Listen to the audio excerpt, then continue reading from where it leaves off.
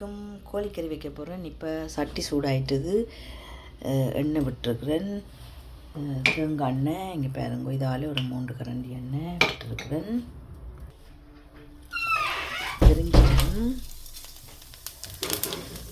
பெருஞ்சீரகம் மட்டும் போடும்போது காணும். 2 வெங்காயம்,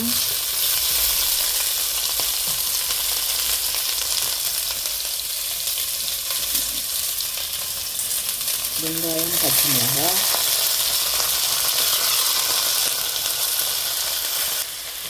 வெங்காயமும் பச்சை மிளகாயும் போட்டு வதங்கப்படுவோம். தேங்காய் எண்ணெய் தான் விட்டு நான் கோழிக்கறி சமைக்க போகிறேன்.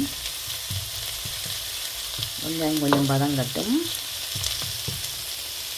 இப்போ 3 நிமிஷம் வெங்காயம் பச்சை மிளகாய் எல்லாம் வதங்குது. இப்போ உள்ளி இஞ்சி வடிச்சிருக்கிறேன். அதை இப்போ போடுவோம். இடித்து வச்சேன் நான்.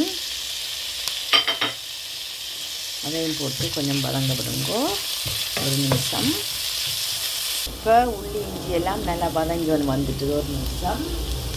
இந்த ஸ்டேஜில் கோழி வெட்டி வச்சுருக்கிறேன். ஒரு முழு கோழி வெட்டி வச்சுருக்கிறேன். இது ஒரு 1 கிலோ மாதிரி வரும். இதை போட்டு உப்பு மஞ்சள் போட்டு மிக்ஸ் பண்ணி விட போகிறேன். உப்பு 3 கரண்டி. இதால் கொஞ்சம் மஞ்சள் தூள் போடுவேன்.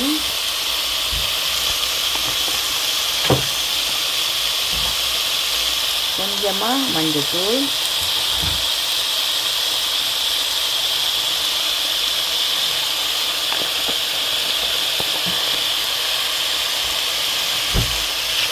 எல்லாம் போட்டு நல்லா மிக்ஸ் பண்ணி விடுங்க. மிக்ஸ் பண்ணினாப்புல அப்போ 10 நிமிஷம் நல்லா எல்லாம் பிரட்டிட்டு ஒரு 10 நிமிஷம் குக் ஆகட்டும். இப்படியே விடுங்கோ. எண்ணெயில் எல்லாம் பிரண்டு வதங்கி வரட்டும். பிறகு மிளகாத்தூள் போடுறது காட்டுறேன். இப்போ மிளகாத்தூள் போட போகிறேன். 10 நிமிஷம் ஆகிட்டுது. ஃபுல் அண்ட் ஃபுல் வந்து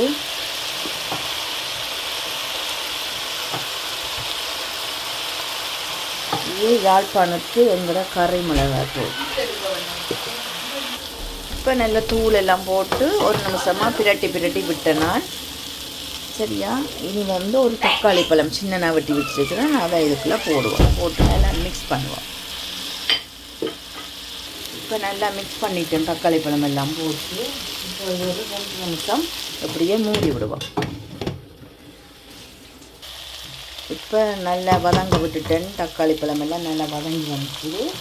இப்போ நல்லா கொதிக்க சுடு தண்ணி வந்து ஒரு 4 ml இப்படி விடுவோம். விட்டுட்டு நல்லா கொதிக்க விடுங்கோ.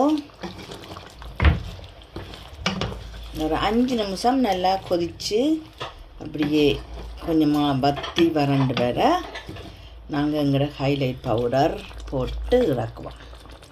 அவ்வளோதான் இந்த கோழிக்கறியின்